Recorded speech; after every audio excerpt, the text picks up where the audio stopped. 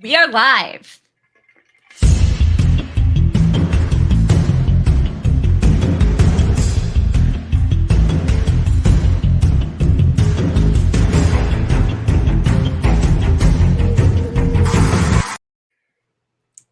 Hello, everybody. Hey. Hello. We are here again. We are the Antler Queens. I am Melanie, and we have also. I'm Kelly. And I'm Emily. Yes, and today we're here with another character deep dive episode from Yellowjackets, and our focus will be none other than the Notorious MFQ.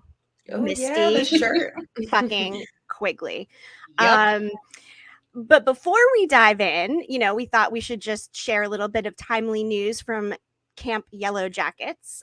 They've actually started filming season 2, which is very exciting news. We've seen some speculation on what they're filming first. Fans are saying that it looks like they're filming some present day scenes right now. And Emily, you mentioned before we started that there was some cabin stuff in there, right? Yeah, it looks like on the, what did you call that thing again? The clip? The slate. The slate. Yes. Okay. Yes. On the slate, it says time and it says present. So a lot of people are assuming that that means that they're filming present day timeline scenes. But if you look in the background, it looks like the cabin to me anyways. So it looks pretty cabiny. Yeah, a lot of people are talking on Reddit right now as to what they could be filming if they're filming present day scenes at the cabin. That would be so awesome. Oh my God. There's nothing I'd like more than like opening season 2 with, Nat tied up in the cabin.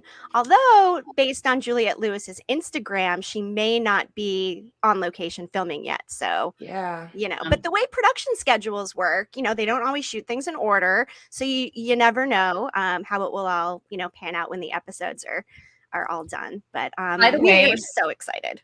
Yeah, definitely. And I'm okay. This has me even more excited now that I saw who's directing the episode. Daisy von Schillermeyer. She directed 2 of my favorite episodes in TV. The Doom Coming episode.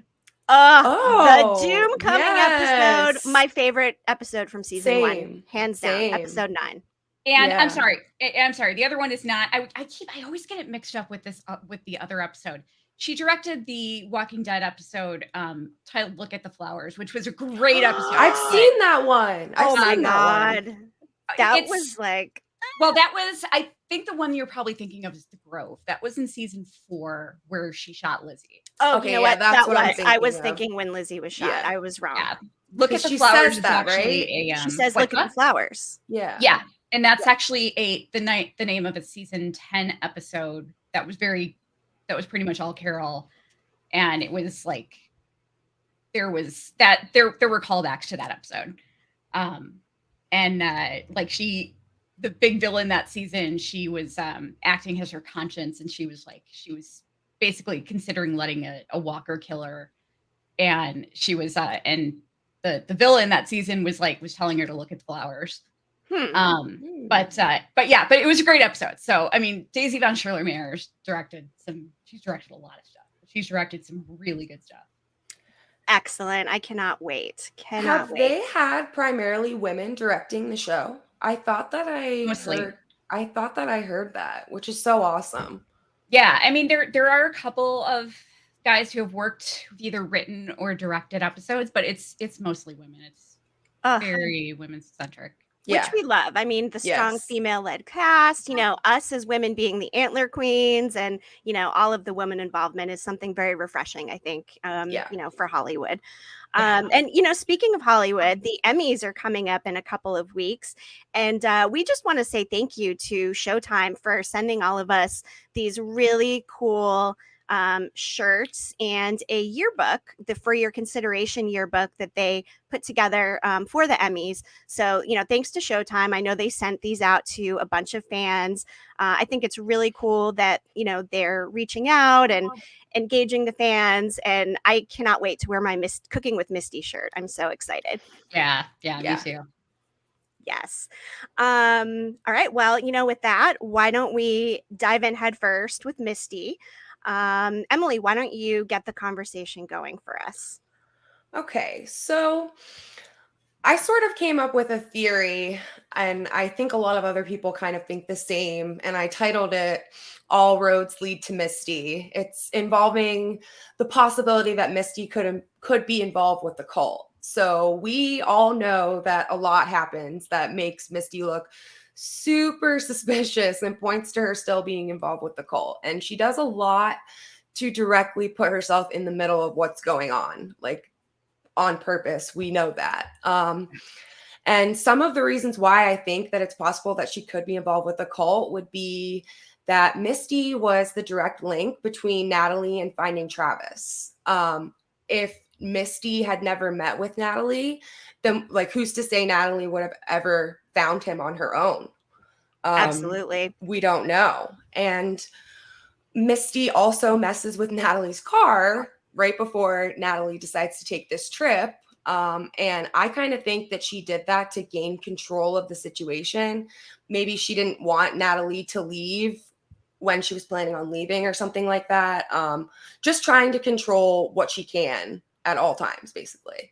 I also thought it was really weird that she didn't want to leave Natalie alone in her car when they stopped for gas on their road trip. Like, when Natalie asked like to get her something to eat, like she was like, "Oh, maybe you could come with me. Like, you can't go inside by yourself." Right. She might have been afraid she was going to leave her stranded there, and obviously she did not want that to happen for whatever reason. So, and also with the car part that she stole from Natalie's car being in her glove box, I think that was a reason that she didn't want her to be alone too, because we saw Natalie found that. What else? Let's see. Misty, the cops only show up to Travis's house moments after Misty goes outside alone to go through Travis's trash. So I think it could be possible that maybe Misty herself called the cops because, again, she wants to have control over the situation. So she ensures that the cult has time to execute whatever their plan would be by getting them arrested. Yep. And let's not forget, she was talking to Kevin Tan. That too, yes. A text message on the way. And we cannot forget that Misty was the one that identified the wax on the floor and put together the pieces of the puzzle, which for me is like the number one thing. As I've said, I don't care if you're the best Survivor puzzle doer in the history of Survivor or you're, a super keen citizen detective. There's no way you could connect those dots without having some preconceived knowledge about it. No chance. Absolutely. Yeah. No chance. I think that Travis was killed when Misty and Natalie were in jail in New Hampshire. So do I. I firmly believe that was when he died. I think that they showed up at his house. When they showed up at his house, he was still alive. Misty is also the one that finds Travis's pay stub. So she's essentially responsible for them locating Travis's place of employment, which we all know that's where they found Travis dead. So again, she wanted to control the situation. So she controlled how Natalie found out this information. I think that there's also a possibility that Misty already knew where Travis worked because she is, after all, a citizen detective. Right. So she could have known that information, but she might not have wanted Natalie to know that information at that time. Yeah. I mean, she had everything. She had Callie's birth certificate. Yeah. That's crazy. Yeah. Right? Like, how do you even get your hands on that? Yeah. I have no idea. God, I would not want to know her. I'd be like just running for the hills. Yeah, I definitely agree that he was killed while they were locked up. And I think that's why I've always felt like Taissa has a connection to that too. And that's why she can bail her out. Absolutely. Yeah. Ty's got to be involved with this somehow. Like I've said, I think the cult is like her super PAC with all of Lottie's family money that, they want her to be president someday. So again, like Ty for president in like season 4 is my guess. Yeah. Yeah. Yeah. Unrelated. I feel like if Misty was involved, like she wanted Natalie to see Travis dead for some reason. I don't know what that reason would be, but I think that Natalie seeing that was like maybe it was crucial to the breakdown of Natalie's psyche or something like that. Because when we see Natalie at the end of season 1, she has a gun in her mouth. Like, she clearly has deteriorated. Like, her mental state is not good. And obviously finding Travis dead had a major, major role in that. So, and the note, like, that was my next point. Yep. Yes, right? Yes. Yep. Misty is the one that found the note that Travis supposedly leaves for Natalie. Because we're assuming that Travis wrote it, but what if he didn't write it at all? What if Misty wrote it and gave it to Natalie to try to send Natalie on some like wild goose chase for some reason? I'm not sure if that's the case, but it could be. I mean, anything's possible with Misty. Absolutely. I'm so conflicted about what her angle is with Natalie, because on one hand, she actually does seem to want to protect her in some way, but on the other hand, like, why was she so concerned about her doing coke? You know? Yeah. But on the other hand, like, why would she take her to see Travis? Because I'm sure, like, I'm sure she was involved. I'm sure that she knew what they were going to find. Like, why would she do that? You know? That's something I can't figure out. Yeah. It's like there's this weird duality going on with their relationship. And Misty's clearly in control. I just wish I knew what her angle was. The coke thing is really crazy, though, to your point, Kelly, too. You know, if she is trying to somehow sabotage Nat or something, why would she have taken one for the team in such a big way? Like, that was a lot of coke to just go in and snort. And I mean, God, like, she didn't know where it came from. I mean, it could have been laced with like fentanyl. She's lucky, you know, she didn't like overdose or something. So it is that strange duality of, you know, where does she stand? I mean, it's so strange that she, you know, acts one way and sometimes acts another. And it's confusing. It's confusing. She also had control over getting them out of jail. Like, because Taissa, for some reason, decides not to bail Natalie out. I don't know if that's a coincidence or like if she knew something was happening and she knew if Natalie got out that Natalie would be able to stop it. So I feel like Misty had control in that situation too. And she, like, the fact that she called Kevin is just is really shady, right? Yeah. I mean, and Kevin responding to her is strange, I think, too. So especially after he learns that she essentially like catfished him. Like, she was pretending to be Natalie and talking to him, which is like another line that you don't cross with your friends. Right. Yeah, no, the catfishing, it's all very sus. As the kids say. Yeah. I mean, I doubt she does a good enough Natalie impersonation to be on the phone and pretending to be Natalie still, you know? I mean, he has to have known, you know. It's just it's bizarre. And where did she get the number? Did she use one of those like burner services? How do you even technically do that? He left his card on the bar. I think that's where she got it from. But if she was pretending to be Nat, then like, how would it originate from a different phone number? You know what I mean? That's true. Yeah. I don't know. Unless she did it from Nat's phone, but I don't see that happening either. So I don't know. Like, wouldn't Kevin have had Nat's number saved and known it wasn't her? I don't know. I think Natalie might have left his card there. She did. And Misty pocketed it. Yeah, Misty pockets it. Right. Okay. Gotcha. Mm-hmm. So Natalie didn't actually have his phone number. Misty was the only one that had it. Right. Yeah. Okay. Yeah. The whole Travis thing is so suspicious. For sure. I don't know. I mean, oh God. Yeah, her putting together those dots of like the wax and the photos for me, like I keep going back to it. I can't get over it, you know? I don't. And if she's involved, was she trying to warn her by pointing that out? Or was she trying to like threaten her by pointing it out? I mean, God. And then it's like, you know, she kills Jessica Roberts, and that in a way is protective of the surviving Yellowjackets too. Like, you know, I mean, unless Jessica knew something else that could have caused trouble for Misty and the cult, I don't know. But I mean, she killed her to protect them. Maybe not. I don't know. And We still don't know if she killed the rat at the beginning either, right? Like circling back to like the very start when we see Misty with the rat in the pool. Like that's another thing I just can't get over. I'm assuming it just drowned. Yeah. But I mean, like, what? I have so many questions as to like what led her to be like that. Is it? Yeah. I mean, is it just? Is it completely genetic, or are there environmental factors? I mean, were her parents? I think she had at least a negligent father at the very least. Oh yeah. Or an absent father, and that's possibly why she has such a crush on Ben.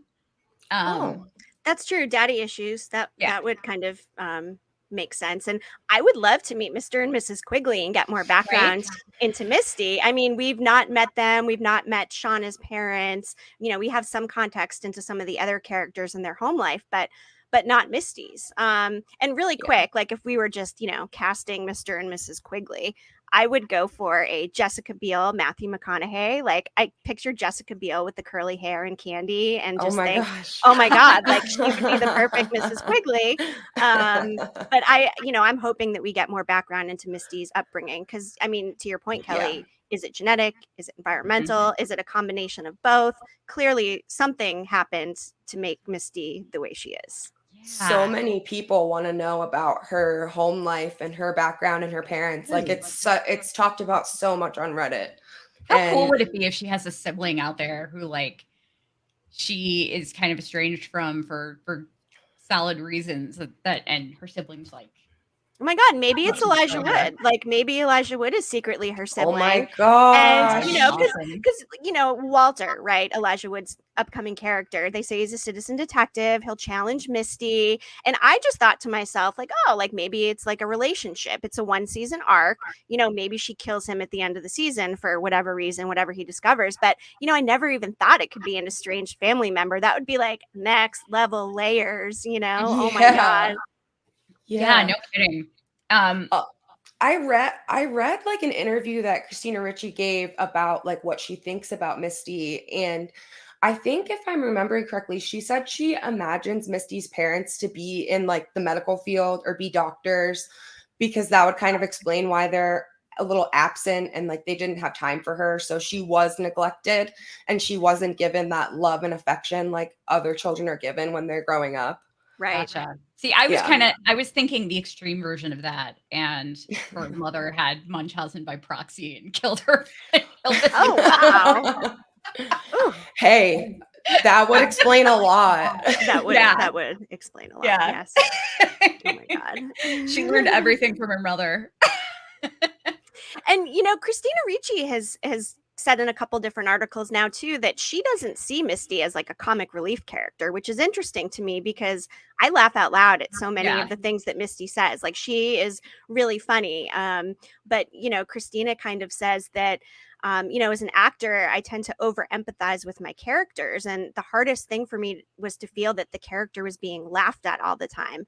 And to that end, she worked with the series on the hair and makeup to kind of tone down the initial look that they had for Misty.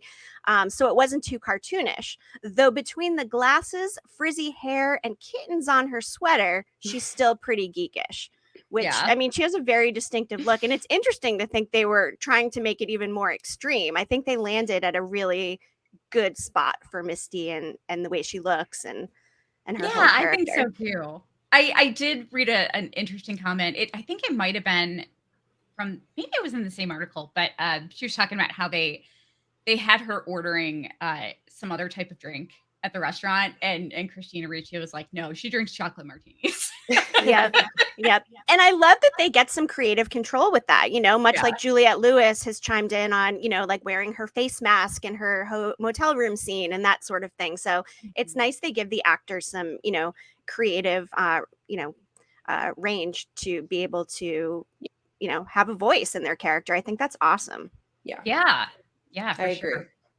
agree. You know what, that theory about her parents being involved in the medical field is really interesting though. Because that could be why she took that Red Cross babysitter's course. Yeah. I was just thinking that like Twice. maybe that explains why she has knowledge of like a lot of like medical things that like most people wouldn't just know. Yeah. And I don't know if you would learn it from the Red Cross babysitters training class either. Yeah. I mean, it's something that I'm guessing her parents probably like pushed her to do. You know, she might have been interested in it as well, but you know, her parents might have influenced her participation in that. So yeah, I think that's a really good theory. Also, her pool looked pretty nice. Yeah. Nice house. And she had like her own phone line. She had a TV. She had a computer. And I think if I remember, she had a telescope too, which those are really expensive. Yeah. Yeah, I think her parents had some money. Yeah. And, you know, poor Misty, like, you know, even with all the money and all that, she's still like getting bullied from the kids at school. You know, this is one of the, you know, quintessential quotes when, you know, the girls are calling her, you know, trying to bully her. She's wearing her kitten sweatshirt, talking on her lips phone. And, you know, you can think what you want. Opinion is the wilderness between knowledge and ignorance. And of course, that's Plato, as she mentions. But you know, she's very smart too. She's a very smart character. She knows what she's doing. I mean, God, just thinking about her putting the mushrooms into her like trapper keeper section and knowing that those were the, you know, those types of mushrooms, because you don't learn that in the Red Cross Babysitters Club either. Right. It'd be kind of awesome if you did. Yeah, right. Totally. Oh my God. And another theory, you know, about Misty is that she's a serial killer. Like this has been talked about quite a bit. And Emily, you actually ran a Reddit poll. Or actually, I don't know if this was your post, but oh wait, that is not the one. My bad. Reddit poll. Here we go. Okay. Your Reddit poll back from 2 months ago, you asked, is Misty killing people as an adult? 652 people. No, she may be crazy. She's not a serial killer. 2,000 people. Absolutely. She has a basement already set up, as we saw with Jessica Roberts. And we ran a similar poll on our Twitter as well. And that one also came back with, yes, Misty is a serial killer. Some of the fandom has discussed that like Shauna is more similar to a character like Dexter, but I believe that like Misty and Dexter have a lot more in common, and she has total serial killer vibes, you know, like the VHSs, you know, that she has in her basement. She's got Misery, While You Were Sleeping, Primal Fear, Truman Show, Sleeping with the Enemy, and A Time to Kill. Like those are all pretty dark VHSs. I mean, Misery in itself says almost everything we need to know, right? Yeah, exactly. It's even her, you know, even her show tune choices are interesting.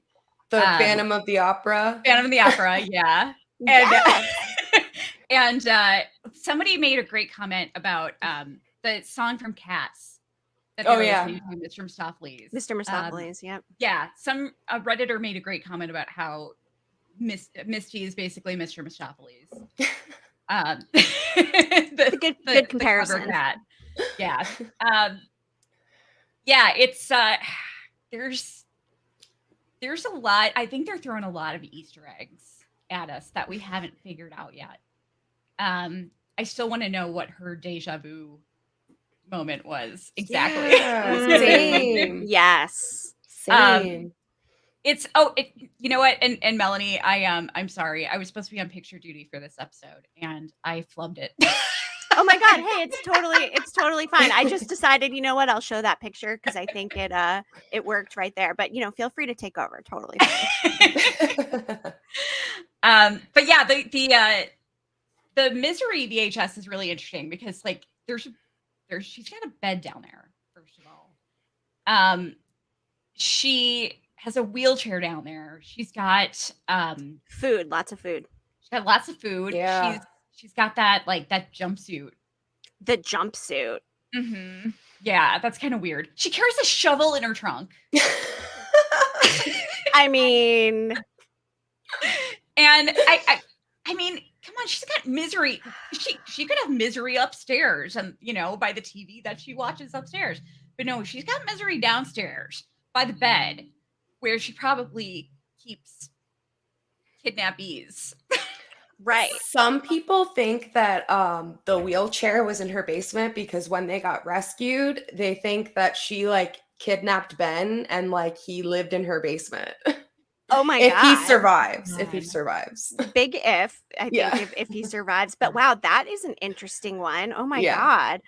Right? Wow. And the VHSs, I mean, like she's, just creating like the Misty brand for herself. And it is like so on brand for her with those movies and the jumpsuit. Oh my God. She could have been keeping Coach Ben prisoner. I never even thought about that. Yeah. Yeah. Or she back... could have been caregiving for a relative. Like that was out there at some point too. But like, I don't think they'd keep them in her basement. I feel like she should give them like an upstairs room if it was a relative, right? I mean, I don't know. I've seen people say they think that like the basement was set up for her to live in, and whoever she took care of lived in the house, and she stayed in the basement because obviously an elderly person wouldn't be able to get up and down those stairs. So that could have been where she was living if she was taking care of a family member or something. And then when they passed away, like she got the house. That's possible. That's true. That could be. Yeah, that's a good. Speaking of Misty's house, I just want to bring something up that I haven't seen talked about on social media much.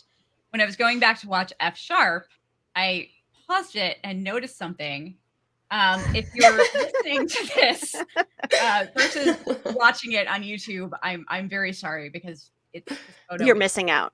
Yes, we'll be sure to share it on our social media. But there is this is after Natalie is there and her date leaves and she's following her into the kitchen.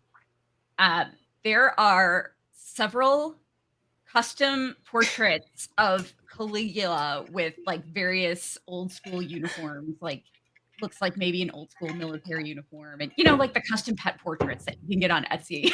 Right, but like next level pet portraits. Like I mean, like it's the bird head and these strange uniforms. And is that a nod to Caligula, who is remembered in history as having all these mental illnesses and bouts of delirium, and he ruled with extreme paranoia, saw himself as a living god.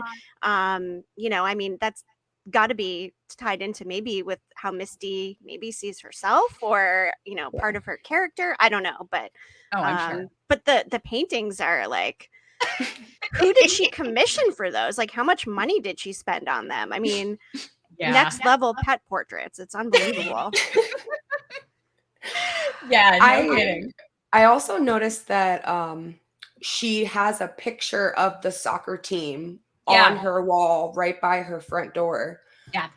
Like from the picture that's like in the case at the high school that Natalie looks at. Like, I think it's the same picture, which is just so Misty. Yeah, right? To have like a remembrance of like something that was so traumatic, like hanging and like such a prominent view for everyone to see. But that was like the best time of her life, maybe. Exactly. Like, those were her glory days. I mean, for everybody else, it was like, oh my God, we're stuck out here. But she was like thriving out there. She loved it. It's probably the time in her life when she was closest to people the most, So, I mean, I can totally see that being there. But it's sad, too, that, that's like her good memory. I actually have a quote. It was in episode 2, right before Misty destroys the black box. And it was a conversation between Laura and Van that Misty overheard while she was going to the bathroom. And Laura Lee says, I didn't know Misty was capable of that. And then Van says, no, I don't know how Misty knows half of this shit, but honestly, thank God. Sorry, we would be so completely fucked if she wasn't here. Yeah. And the look on her face after she heard that conversation was like, that's it. Like, she saw that black box and that was game over for her. Yeah, we've seen her. There are like 4 times when I think we've seen her really look really happy. And it was that moment. It was when in the past timeline when she got that phone call that turned out to be the girls making fun of her. Mm-hmm. When Natalie came to ask for her help. And at the reunion. I was just thinking that. Yeah. Well, and no, I'm sorry. And while they were dealing with Adam's body. But yes. And speaking of Misty's murder fact, number 178, 12% of all killers are caught buying cleaning supplies. Yep. I mean, if she's not a serial killer, I don't know who is. Like, she's so skilled at, knowing the statistic, knowing where to dispose of like the head and hands, I mean, who like already has in their minds where to dispose of like limbs of decapitated bodies and heads? I mean, right? She obviously was like, oh, okay, dead body. I'm going to find out when the funeral is, like, the cremation, da-da-da-da-da. Like, she didn't just come up with that. In my mind, she's maybe been doing that for longer than, I mean, she's said that she's kind of close to like the funeral guy or whatever. So, yeah. I mean, she just like spit out, okay, yeah, go bury him in Hacklebarney Park. Like, like casual, right? I mean, yeah. She also in my trunk, go use it. She also knew to get oxygenated bleach because if you use regular bleach, it leaves behind residue for a luminol test that a law enforcement would do. Yeah. I mean, what's the line of her knowledge from being a citizen detective and a serial killer? Like, I feel like it's a really fine line, and it could go either way. And again, the writers are so smart. They're making us think in both directions. So, I mean, I think we're all excited to see if she turns out to be a serial killer or not. I think there's a good chance that she, like, if she is a serial killer, what I'm curious about is what came first. Did she become a citizen detective because she wanted to find out how to be more efficient, or did she become a serial killer because she was a citizen detective first and she got so obsessed that she decided she wanted to see if she could get away with or was she born with the gene and she experimented with like the rat at a young age? They say a lot of serial killers start with animals, and if that rat did die, maybe that's her first victim, if you will. I'd love to know her. Ooh, yes. Oh, sorry. I'm sorry. Oh, no. Go. No, one of my favorite quotes in the entire show was when Misty was picking up the supplies from her facility, from her workplace, and Natalie was in the car, and Misty hands her the Tupperware, and Natalie said, "What are you planning on taking home leftovers?" That was funny. Yes, I think that's one of my favorite lines in the entire season. Yeah. She's got some good ones. I mean, she's got some really good ones.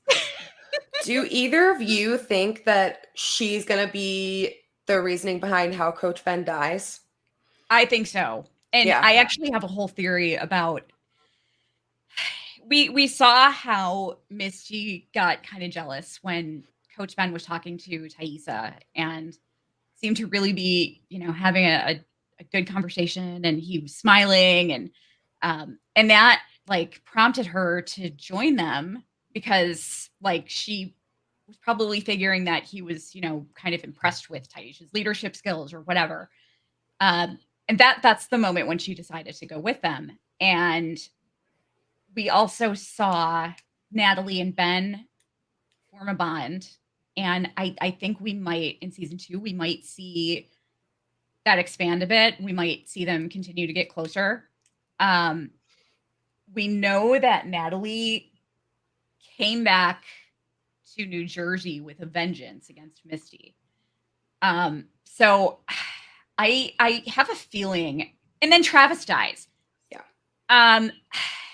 Like, I don't know. I have a feeling that any of the men around Natalie are not safe where Misty is concerned.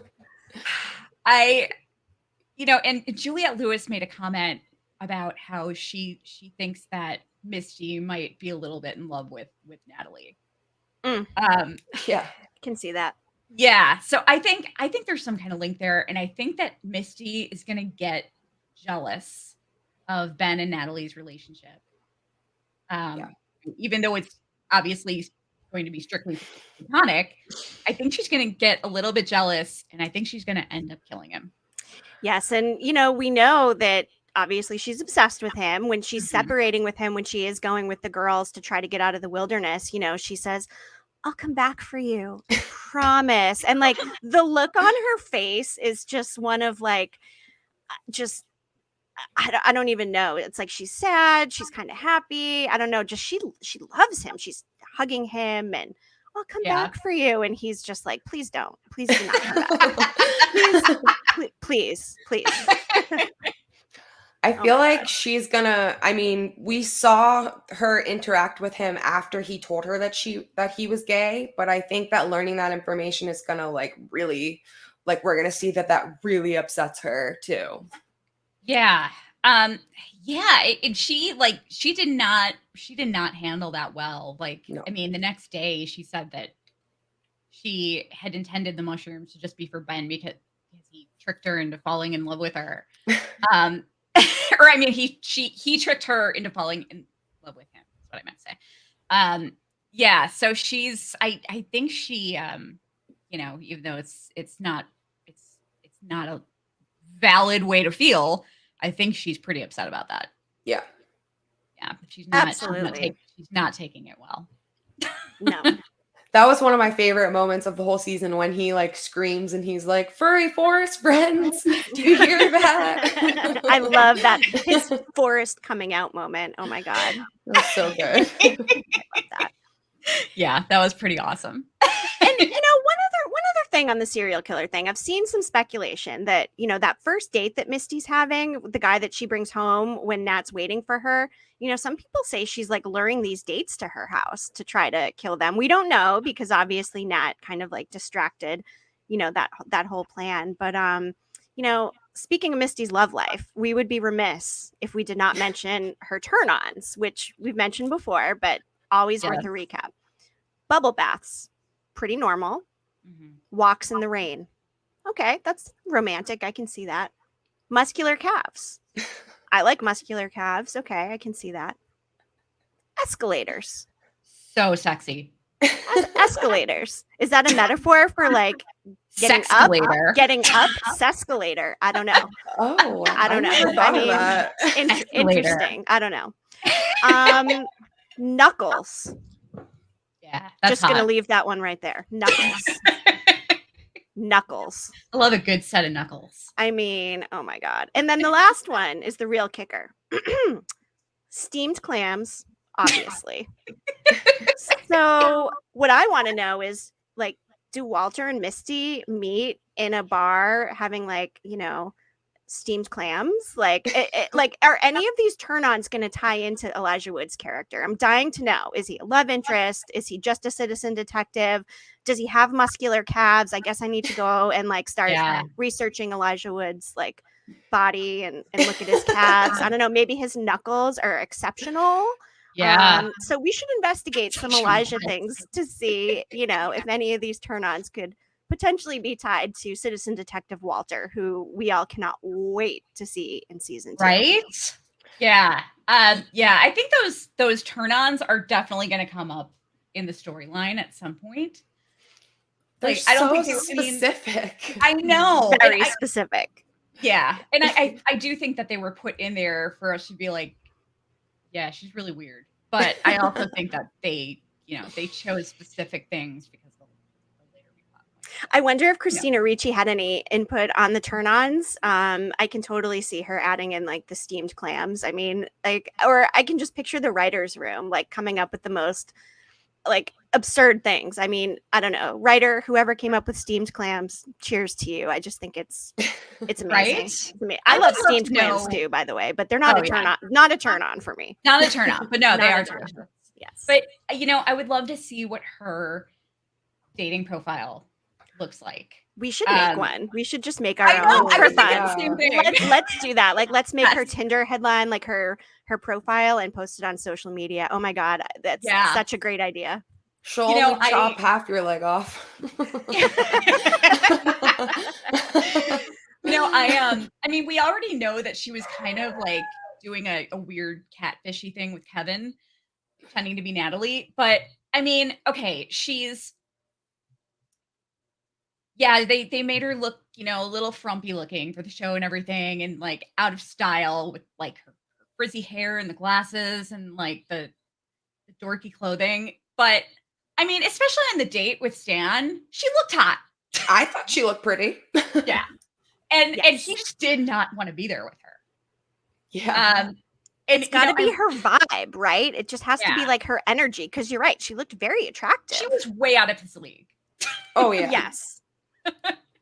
But he was he was rejecting her. So I felt bad for her in that moment. I really did. I know. She was trying so hard, I mean, but again, was she trying to bring him home, like to have sex with him or to kill him? I mean, we don't know. Well, and see, this is the thing. Like, when I rewatched that scene, I thought, okay, there's no way. She's smart. She would not be pushing this hard if if she had a genuine interest in him. Like, I don't know that she would embarrass herself like that.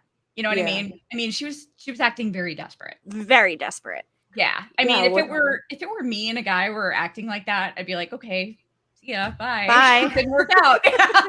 But I mean, she didn't care that she was kind of like almost humiliating herself, like with her desperation. I don't think it was genuine. I think she had some ulterior motives for sure. I definitely think that's possible. Yeah. There is where did I there was a Reddit post that I thought was really interesting. Posted by Reddit user Wook Problems.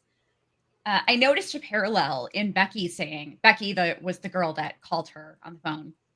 I noticed a parallel in Becky saying, "You're too ugly to find someone to be your victim," in regards to Misty wishing someone would do anal with her. And then on her first date in the first episode, adult Misty disabled her car and manipulated her date to get him into her house by saying, "I'm ugly. If I were pretty, you would come inside," knowing she has the Hotel Caligula fully set up downstairs. She's really good at drugging people, making people's deaths appear as accidental overdoses or suicides, and also has the ability to dispose of a body.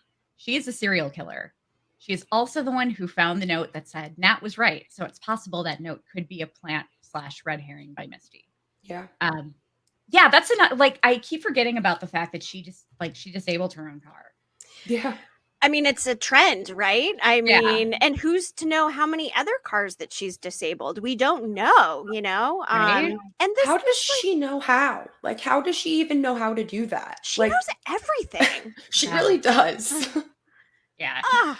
And I feel bad when she's talking about, the not being pretty. Like, that's something she said throughout the show. I know I'm not pretty, as a teenager. And that's really sad because she is really pretty. And, I hate, that women tend to have such low, self-image. And it's really sad that some of the bullying has contributed to that and made her into who she is. And like, I've got to wonder, like, does she really think she's hot and she just says that to like get sympathy, or does she really believe that she's not pretty? Because to your point, Kelly, she looked really fantastic. Like, I mean, I don't know. It's I think it's sad. A little of both. Little of both. Yeah, I think she may actually I think she may not realize that she is as attractive as she is, but I think she also might have awareness of that perhaps she has self-esteem issues. And I think that she is playing into it to manipulate people, to try to gain sympathy. I wonder if in like season 3 she gets a makeover and we see Misty like with straightened hair, contacts, like a whole new look. I don't know what would prompt the makeover, but anyway, it would be interesting to see the character like have a different look for something. So we'll see. TBD. Yeah, it would definitely. But yeah, I think that if she wanted to, I think she would know exactly what to do with herself to make her look like a total knockout. But I think that she likes playing up this angle for whatever reason. It makes her seem, a little more harmless. Mm-hmm. Yeah. Yep. And not one of, say, the pretty people taking over the world, as we saw in this week's episode of American Horror Stories with Judith Light. Sorry, little tangent. Oh my God. That reminded me so much of an old school episode of like Tales from the Dark Side or Friday the 13th, the series. That's like totally the kind of vibe I got from it. It was fun. And then the end with the hunting situation gave me like some slight Yellowjackets vibes. So, you know, if you're listening or watching and you like Yellowjackets, which obviously you do, the episode of American Horror Stories called Facelift had a little bit of some Yellowjackets vibes potentially in there towards the end. It's an anthology series. You can just watch it as a standalone. Check it out. We all need things to watch in between seasons here. So, yes. Yeah, for sure. Yeah. Yeah, I think that's the whole helpless thing is or harmless thing is Misty's primary angle into getting people to trust her. And right, she's just a geek who wears, you know, cat sweatshirts. Nothing to see here, Yeah. right? I mean, it's a great facade for a serial killer for sure. Like Dexter Morgan was just this nice guy cop or whatever, and you know, I mean, every serial killer has a facade, and you know, they've done a good job of potentially building a serial killer facade for Misty. For sure. Yeah, absolutely. You know, it's interesting, like the whole cat thing around her. I mean, does Misty just really like cats a lot? She doesn't have a cat. She doesn't have a cat though. It's so That's weird. so She has a weird. bird. Why? How does she not have a cat and wear all of this cat stuff? I don't understand. Right? Yeah. I mean, is she? But you know, so is it just like? Is it kind of a theme, like the whole cat thing surrounding her? Like she's the cat that caught the canary. Well, I kind of felt like with Jessica Roberts, like she kind of played a little game of cat and mouse with her. Yeah. Yeah, that's good true. Analogy. Yeah. I love that, Emily. Yeah. It was like, I feel like when she initially kidnapped her, she kidnapped her because she thought that Misty had information that she wanted. And she toyed with her until she realized like she wasn't getting what she thought that she had. And that was when she knew like she has to go. Like she's a threat, so she has to go. That's it. Yeah. She did make the comment to her that you know, Jessica had tried to use some leverage against her, and Misty told her, "You only have leverage if I'm not willing to make you talk." Yeah. Which I am. Yep. And I mean, she really didn't, you know? Like, so yeah, I don't think there's a whole lot. I don't think we've seen a whole lot of genuineness coming from Misty. I think it's all been an act. Yeah. I think she's acting almost all of the time.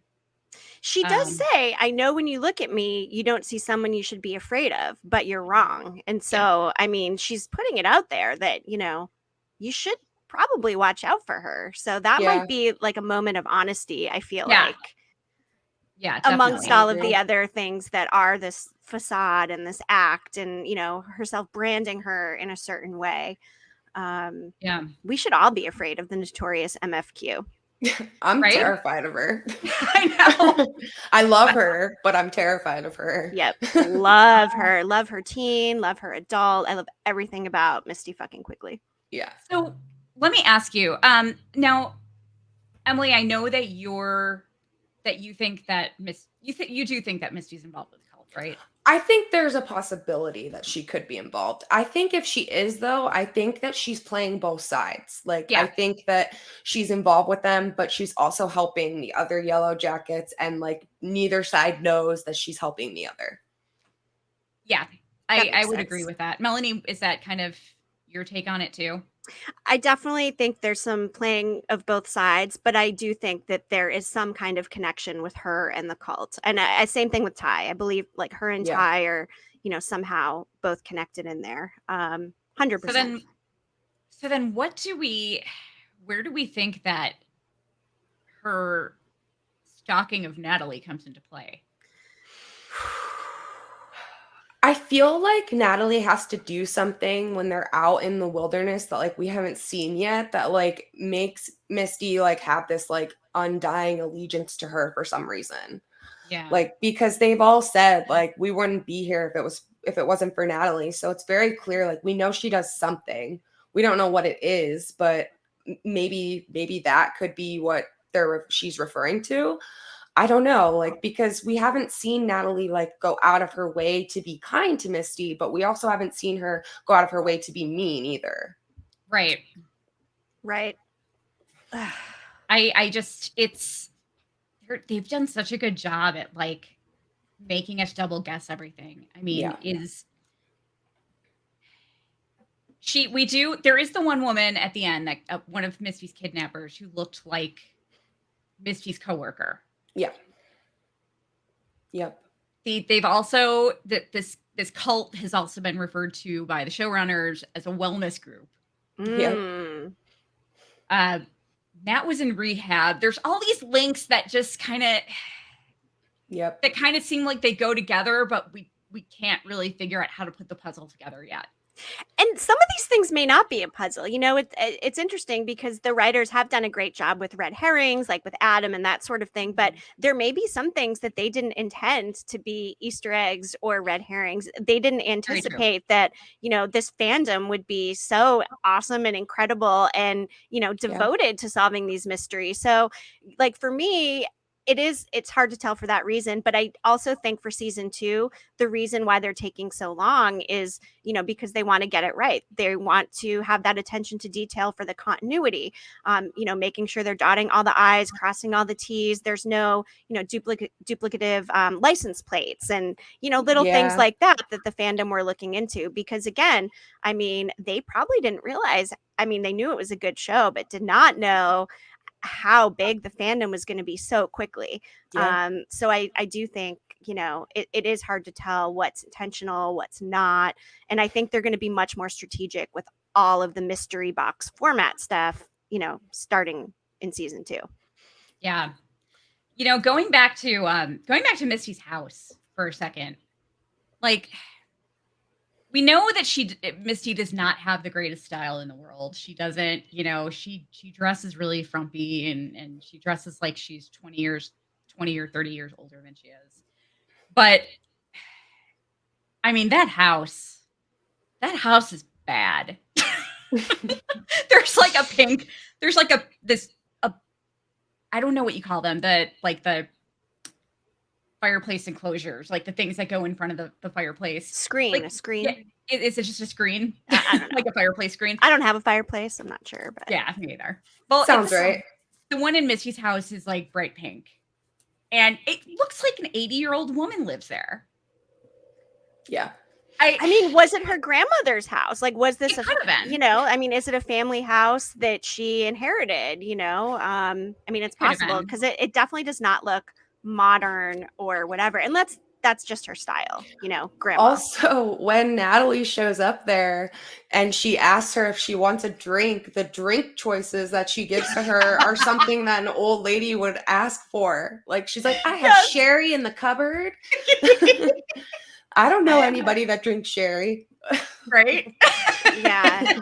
No, like typically like vodka or I don't know, a beer, wine. But sherry, that is an interesting, more skewing older drink choice. Yeah, exactly. I you know, other than the bird portraits, the anthropomorphized bird portraits, it doesn't. I have a hard time believing that even Misty, that anybody her age, even her, as weird as her taste is, would have a house that looks like that. And it looks like somebody has lived there for a long time. Maybe she killed whoever the original resident was and just kind of like took it over somehow. I don't know how that works with like paperwork and everything, but I mean, it is a little bit sus. If her parents were doctors, I'm sure they would have retired in a much nicer place. Mm-hmm. But it's possible. It could have been, like you said, it could have been her grandmother, but you know, who knows? Maybe she went out with a guy who lived with his parents and his parents died and left him the house and she killed him and you know. And I think birds live a long time, right? Like, don't those birds live a really long time? So it may not have been her pet originally. She could have inherited it or, you know, acquired it somehow. I don't know. Yeah. To be determined. Yeah. Those are not cheap birds either. Like, they're really expensive. Yeah, they are. And the amount of care you have to put in, like Misty, you know, I mean, like she obviously loves the bird or whatever and takes care of it, but you know, not so good at taking care of other people and killing them, i.e. Jessica Roberts. But what I think would be awesome is if the bird, like, we haven't heard the bird talk or anything. Yeah. It would be great if the bird like says something he's not supposed to. Like in the Only Murders in the Building bird. Oh my God. I was just thinking that. Oh, I haven't seen that. Oh my God, you so need good. to watch Only Murders in the Building. Another tangent as we give you more television to watch in between Yellowjackets seasons. Only Murders in the Building on Hulu is super cute. Steve Martin, Martin Short, Selena Gomez. And it's funny, like I'm not even a big Martin Short fan, but he's the best part. Like they're so good. He plays that part so well. Highly recommend Only Murders in the Building, which does have a talking bird. Yes. I'm gonna have to check that out. It's been on my to watch list for a while now. Yes. But yeah, I would love to see that if Caligula just blurts out, you know. I wonder if like it talks, because like it seems like those birds do talk, right? I think you have to actually kind of work with them on it though. And like I think it's if I read about this a long time ago. I don't remember why it wasn't in relation to Yellowjackets, but if I remember correctly, I think that it's more that they have the ability to do it, but don't really know that it's something they should be doing. But once they learn how to do it, they really enjoy talking. And it's a way of like bonding with their owners. Yeah. So I think but I think you actually have to kind of train the bird to actually talk. Yes. So who knows? Like, maybe she never even trained the bird to talk, and we'll never. I feel like it's gonna come out though. Yeah. Yes. It seems like, because that's like her companion. If you think about it, like that might be one of the only, things that she actually talks to. And I mean, it could come out and drop some crazy thing that reveals something about Misty. God, I don't know what it would be, but I mean, that bird could have a lot of secrets. Yeah. Yeah. I agree. Yeah, no kidding. or maybe it's just, says like off the wall things. She's trained it to say like super weird things or like Plato quotes or something. I don't know. But yeah. I just had another thought. I had another thought about the house. I'm sorry, I keep going back and forth here. My thoughts. Hey, that's why they call it a deep dive, Kelly. That's why I know. Deep dive. Wouldn't it be crazy if Coach Ben makes it back? He survives. He makes it out of the wilderness, and that was actually like his parents' house or something. And he was staying there, and she was taking care of him. Wouldn't that be great? Crazy. Yeah. Wow, that could be something. I don't know why I'm so curious about this house. I don't think it was originally hers. And I just want to know who owned it. I think I agree with that. Yep. Yeah. Same. Yeah. But she had to get those custom pet portraits made because, we should show them one more time. I know it's hard to see, but like, I mean, again, like the bird head with this like weird, I don't know, is it a military uniform? It almost looks like it could be like a spacesuit. Is it an alien bird? I mean, are aliens tied into Yellowjackets? Like, I don't know, the bird or lizard people? I don't know. Now, the other thing is if it is in fact somebody else's house, how did Natalie know where to find her? Yeah. It's true. I mean, I don't even know that, like, if she was in her, like, let's say that she was still living with her parents. Okay. I'm not even sure Natalie would know where her house was lived, like when they were teenagers. Because I don't think they were like friends or anything, I mean, I didn't know where all of my classmates lived. Right. So I'm interested to know how she found her, how she tracked her down. Well, no, actually, no, wait, they did answer that because she showed up at her work. So she knew where she was working and then she followed her home. That's what it was. Yes. Yep, yes. that is true. Yes. Yeah. And it's probably easier to find out where she works. I mean, the internet has a lot of answers, so there's no more phone books. Are phone books still a thing? I haven't got a phone book in years. Like, I don't think that's even a thing anymore, right? No, I don't. My kids barely even know what like payphones are. So I mean, yeah. Anyway. Do either of you think that there was any significance to in the pilot when they're at the party and Natalie starts tripping and she sees Misty? Like she imagines Misty is there. Do you remember that? I'm really and she was definitely not at the party. She was because not we don't there. see her at any other time. So she was definitely not there. That is strange that she would see her in the teen timeline like that. I mean, what's that about, right? Yeah. I was wondering if that was like for a reason. Like if they showed her for a reason. Yeah. Part of me feels like maybe she did show up at the party and for just a little bit or something. And she was basically there to like spy on Natalie for whatever reason. I mean, unless she's just had a crush on her this whole time, but it does not explain why Nat would be seeing Misty in a hallucinatory situation. Yeah, I know. It's that was very strange. Yeah. Do you guys think it was just like some funny thing that they threw in, or do you think it's like some weird points to some weird thing about her character where she when Allie breaks her leg and Ben was like, go get something out of Bill's office. And she's like, you mean Coach Martinez? Like it's so weird that she said that. Like, why like when is Misty proper? Like that's such a proper thing. I don't know. I think they might have just threw that. I'm like double guessing every single word in this show now, but we all are. I think they just threw that in to make her quirky. But I made like a list of all like the messed up stuff that she's done like throughout the season. And I wanted to see if you guys would want to like rank it like from like worst to like the worst.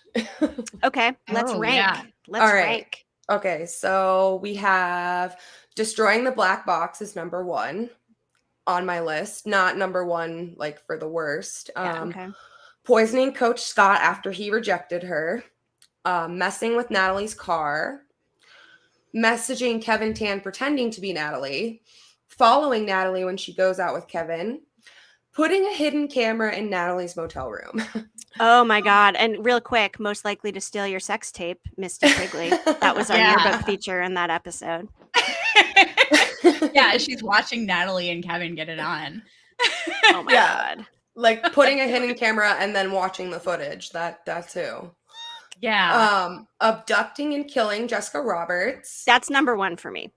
Stealing pill supplies from her job and withholding medication from patients, which number I thought 2 was really messed up. Yes. And drugging the entire team with mushrooms. I know I missed a couple, but I just highlighted like some of the big ones. And the rat, we can maybe put the rat in there too. I mean, I don't know. Yeah. So you think that the worst is kidnapping and killing Jessica Roberts? Yes. And then I would say for me, number 2 would be, the way she treats her patients. That's abusive, withholding the medicine and, not treating them in a way that I would want my loved one treated if they were in that facility. So that's my number 1 and 2. What about you, Kelly? God, I don't know. There was also the prank that she pulled with the kids. Yes. Oh yeah. Yep. Oh, the Halloween thing. Yep. Yeah. Oh, that was traumatic for those poor kids. Oh my God. I know. Oh God, it's so hard for me to pick which one I think is the worst. I would say, I would probably agree with, well, I don't know. I would say that the Jessica Roberts thing and the black box are tied for me, probably. And, just a quick note on the black box. I know there's been a lot of arguments that, people say the black box doesn't actually do anything to trace them or find their location. So from that standpoint, like the impact of her destroying it didn't really matter. But the fact that she probably thought that that was their means to rescue and still destroyed it makes the motive worse than, you know, the actual act, I feel like. So that should be right up there, you know, as well. But killing for me is like, I mean, essentially though, you know, if she destroyed the black box, that led to people getting killed, even though we know the black box may not have tracked them. Again, like the motive behind it was like very sinister.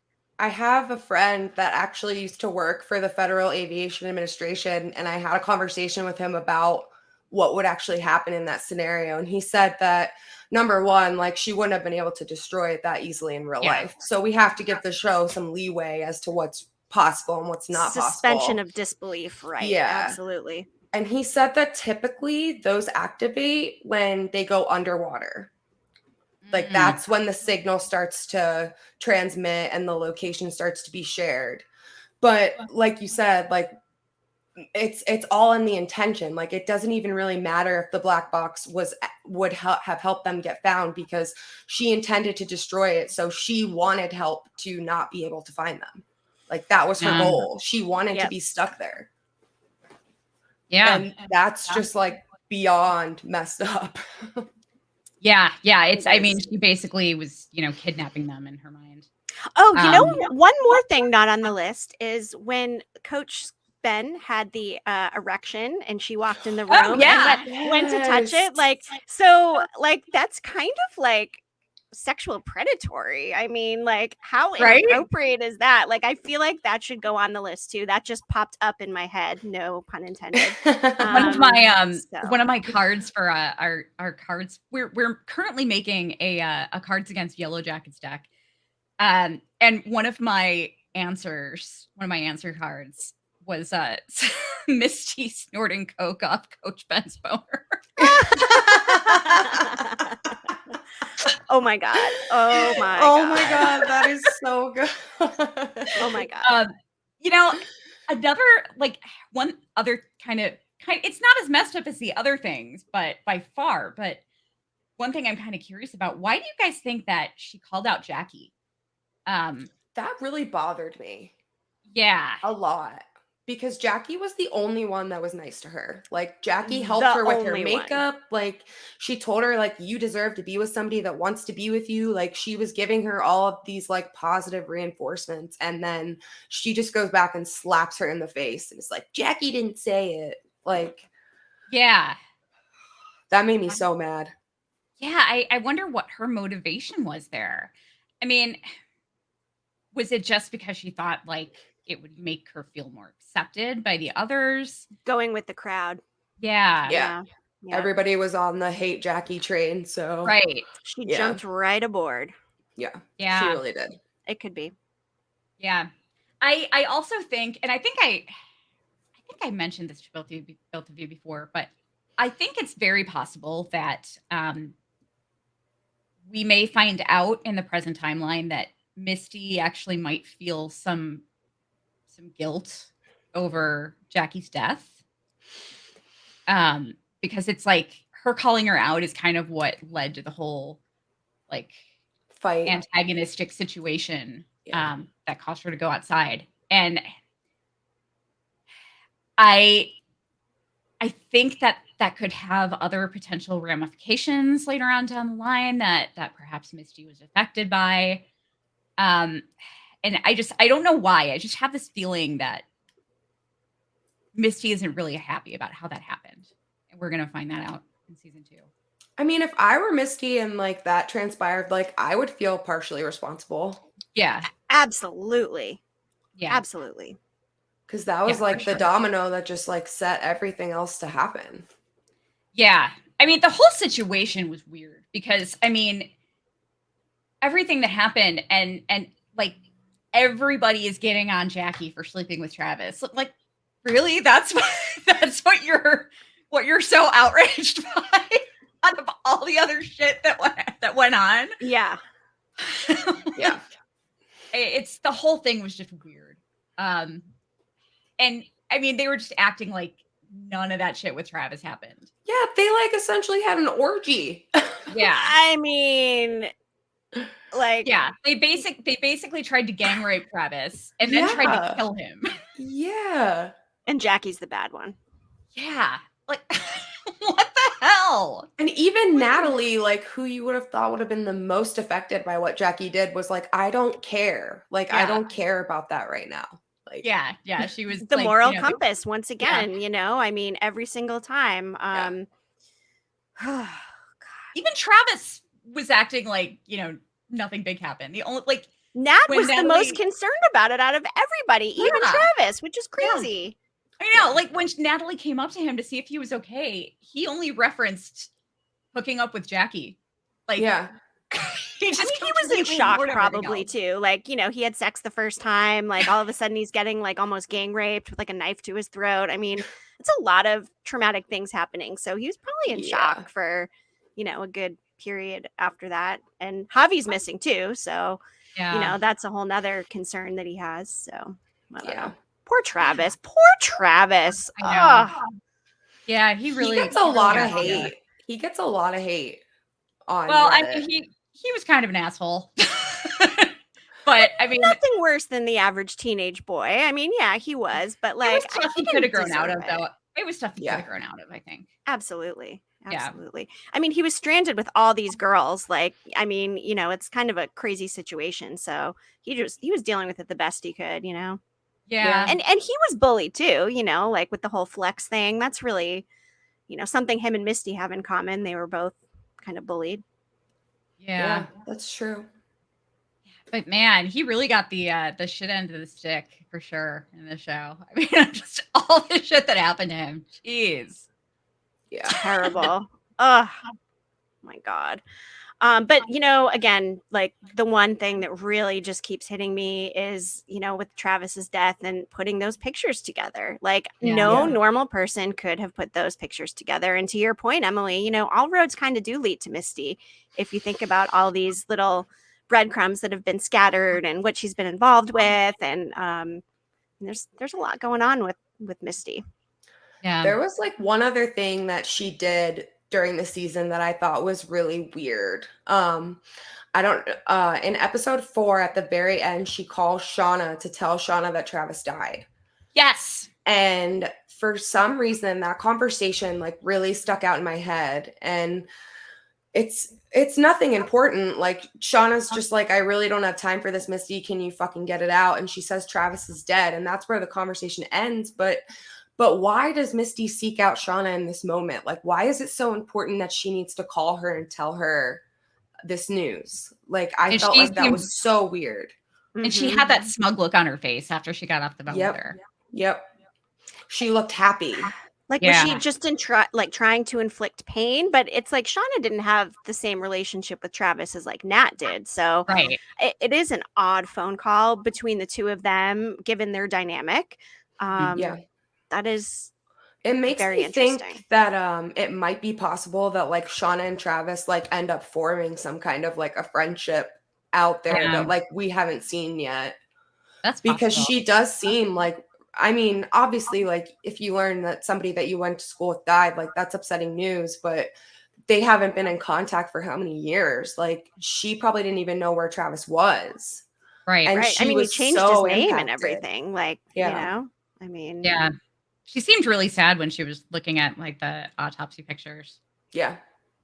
Yeah. And she, Misty also made sure to stress that like, don't I have something to tell you that nobody else bothered to tell you. Yeah. And, that could just be her trying to, insert herself and, try to do the right thing, I guess. But why Shauna? I mean, like they don't have a relationship. It's strange. I've seen some theories floating around that the others, including Misty, might be afraid of Shauna.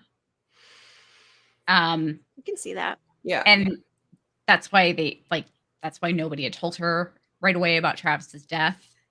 And maybe this was Misty's way of like endearing herself to Shauna somehow so she could get on that train. And I think we're going to see a big Shauna versus Lottie thing in season 2.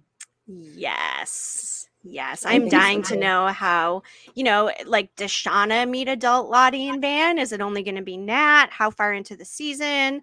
I mean, there's a lot of questions there. Yeah. I Do you can't guys wait. think that Misty's going to be the first person to like notice that Natalie's missing? Oh yeah. Yeah. Yeah. That makes I mean, that sense. makes sense. she might even be involved in it. Did That's they true. did they destroy the diffuser cam, the owl diffuser camera? They destroyed that, right? So Misty doesn't Yeah. have access to watch inside the hotel room anymore. So But the cult somebody was obviously watching her. Yeah. right. Yeah. Because I don't think they would have just been like, just randomly busted through her motel room door when she was like sitting there with a gun under her chin. And again, like, what is their vested interest in Natalie not dying? I mean, that is a very important question. What key does Natalie hold to whatever it is that the cult needs? Is it a sacrifice? Do they have to like continue sacrificing, people? Or I don't know, but there's something about Nat that, maybe we don't She's know important. yet, but they need her for something, Yeah. because they wouldn't have just taken her to like save her life after all these years. They just pop in, oh hey, like, you're gonna kill yourself, we'll save you. No. Yeah. Which After all this time. Right. And why is it all happening now? Is it the 25th anniversary? Is it, has this been in the works forever? Is it tied to, Ty's political career? I mean, I think that the postcards coming like deliberately came out around the 25th anniversary. I think that was planned for some reason. Right, which makes sense. The magazine and all that stuff. I mean, good time to rehash things. But why wait so long? What is the end game? Like, why wait this long? Why not have popped up 10 years or 15 years? Like, what's so important about right now that this has some significance or meaning, 25 years later? Yeah, I think that there is something that happened in all of their lives that caused them to reconnect. Aside from the reunion, which is why I still have my suspicions about Adam. Cannot get over his tattoo. I mean, we've talked about it. We know Adam's not Javi, blah, blah, blah. But again, like, why is he inviting her to a cabin in the Poconos? Why does he have this tattoo with mountains and like weird geometry lines? I mean, again, the tattoo could just be to identify his body and, come back to haunt the women. But I just think there's more to it. I don't think he randomly has a mountain tattoo just for fun. Yeah. And what made Thaisa decide to run for state senate? I'm telling you, I am big into this. Like, the cult is her like PAC, supplying all her money. She's going to be on track to be president for whatever sinister purposes the cult, needs her for. I don't know, but there's something with her political career. And I mean, she's got the altar, she's making the sacrifices. Like, I mean, Ty's obviously got to be tied into the cult, unless it just is her, and it's like a dissociative identity thing, and she really is doing all this stuff and not aware of it. But I don't know if I buy that. Yeah, Thaisa has so many layers. I can't wait to talk about her. What we're doing next, our next deep dive. One's going to be fun. First, we're going to cover another mini episode on Shauna's baby, and then we will do our Ty deep dive. So those are our next two upcoming episodes. Do we have anything else that we would like to cover on the Notorious MFQ? I can't think of anything else. Okay, I had one more quote graphic here. Uncomfortable silence makes me uncomfortable, said by adult Misty, which, explains a lot. She's very chatty, always trying to like fill the silence. She's not one to just sit there in silence with. Like, her and Jessica are always talking. So just another little Misty Quigley quirk, if you will. Yeah, for sure. I have one question for you guys. So if she is a serial killer, do you think like the way that she killed Jessica Roberts is similar to the way that she killed other people? Or do you think she has a different method of how she kills people? I think the fentanyl overdose thing is like a really smart method. It's easy. She has the syringes. She has access to the medicine. There's no mess. Yeah, that could be her MO, you know, I mean, 100%. She's got access through her work to the, you know, body disposal stuff. I mean, for me, like, yes, I think that's her MO. I think if it's not cigarettes, it's the chocolates, you know, that we saw. So yes, I 100% am on board with that. Yeah, cool. I think so too. I don't think she would want to, but I mean, but she does know how to get rid of a body. I mean, that's right. That's right. I mean, you know, she knows what cleaning supplies to get. And this is, again, like one of my favorite quotes. The 12% of all serial killers are caught buying cleaning supplies. I just love that. I love the smile on her face when she says it. She's so happy that the girls called her, you know, to be involved and help. She wants to help. She loves it. She's like in her element. And, you know, again, I'm interested to see how Elijah Wood's character Walter is going to tie into this. You know, is he going to be a love interest? Is he a citizen detective? Maybe it turns out like they're both serial killers and it turns into like a Dexter type of situation, you know? Oh, that would be cool. I mean, but again, it's a 1-season arc. So we can surmise that he's killed at the end of the season. I think by Misty. Like we need to I need to update our bingo card. We have this like bingo card on Instagram that we had with some little tasks, but I think we need to update the bingo card with theories and things that will happen in season 2 and post them, and we can like give a prize to the person that gets the most like theories correct or something. We'll have to figure that part out. But I love the idea of like Yellowjackets bingo for some of these theories and things that we're suspecting for season 2, because there's just so many theories and so many different things. And I mean, oh my God, season 2 cannot get here fast enough. You know, one other quote that I found really interesting from the show was that, okay, so first of all, like we know that things get crazy in the winter. And we talked about, like, the showrunners have said that season 2 they're calling it the winter of their discontent. And we know, we already talked about how Misty was thriving out there. And Misty says to Jessica, it was either like in either the finale episode or Doomcoming, she's got that bright red lipstick on. And she says, I always thought I was a spring, but maybe I'm a winter. And it reminded me of that. I thought that was really clever. Oh my God, that's so funny. And again, like I see Misty as a funny character. I mean, the way she delivers the one-liners, both, you know, teen and adult Misty. But I also see, you know, Christina Ricci's point of, you know, her having empathy for her because she is, you know, troubled in some way and has all these things going on. And she's a deep person that we may never understand, but, you know, hopefully we can get more in season 2. How are we not supposed to think that she snorts cocaine and then she says, I'll Venmo you? How are we not supposed to think that's funny? That was hysterical. How did she not have a heart attack or whatever? Like, I feel like it was like a whole plate of cocaine. I mean, like, how was she not? I mean, unless she like, I mean, especially if she doesn't normally do drugs, like you know, like you know, I mean, obviously it wasn't real cocaine she snorted, obviously, but like my husband and I died at that line. Like we were like, oh my gosh, we were laughing so hard. I'll Venmo you. Oh my God. That whole scene was just so fantastic. And then like just the cloud of coke in the air.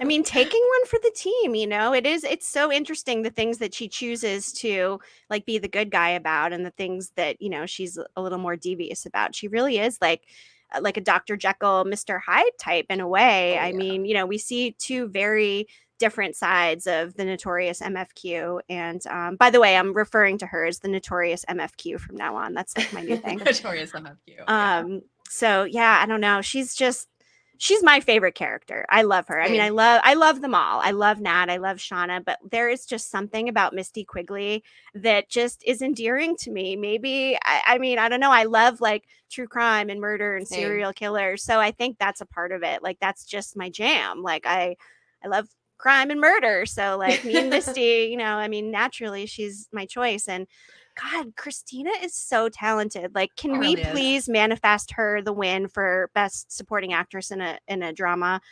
I mean, the competition is stiff, but for me, like, MFQ all the way. Yeah. All the way. She's so fantastic in the show. She really is. Yeah. I mean, she just kills every scene. She does. And, speaking of the Emmys, we have talked about going live on Instagram after they have concluded presenting all of these 7 categories that Yellowjackets is nominated in.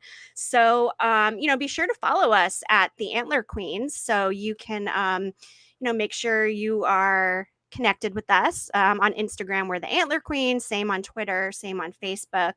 And we also have some really fun merch available, MFQ merch specifically. We've got all kinds of designs made by our very talented Kelly. But since we're doing our Misty deep dive, we have the MFQ design available on shirts, hats, mugs, tank tops, you name it. And I'm our wearing it merch today. Yes. I love I it. love the blue. It's such a nice Yellowjackets color too. I love that. Yeah. And all of our merch is available at antlerqueenspodcast.com. We've always got new designs coming, so check those out. And again, be sure to connect with us on social media so that way you can hop on to our Emmy IGTV live after show. Also, I'm thinking about doing a Caligula shirt. Oh, can you make it with the uniform, like on her painting? I mean, oh my God. I could do that. I could do that with I'm trying to decide if I should do a Caligula in shirt or if I should do a picture of Caligula in. You shield your eyes if he comes at your face. Oh, I love that too, though. So if you're watching this right now or listening, let us know which shirt you would be more likely to wear: a Caligula in shirt or a shirt with Caligula on it that says "Do shield your eyes if he comes at your face." Which is one of my favorite Misty lines. I love that. I love that. Oh my God. And I feel like there's a little sexual innuendo there too. Or maybe I'm just a 12-year-old. I don't know. Maybe I'm just a 12-year-old. Either way. Well, I think that we've covered Misty pretty well. But if you're watching this on social media, please drop a comment, drop us an email or message. We'd love to hear your different Misty theories, whether you agree, don't agree, have some theories that, we did not cover. This show is all about the fans, right? We're big fans. We want all of the fans to feel like, this is your show. So chime in. We're going to be having more fan panels and we're launching our Patreon soon and lots of exciting things. So thank you for being here and listening and all that. We love you all. Yes. Very much. Yes. And God, I think with that, hey, Kelly and Emily. What's up? Yep. Buzz off. Buzz off. Buzz off. Antler Queens.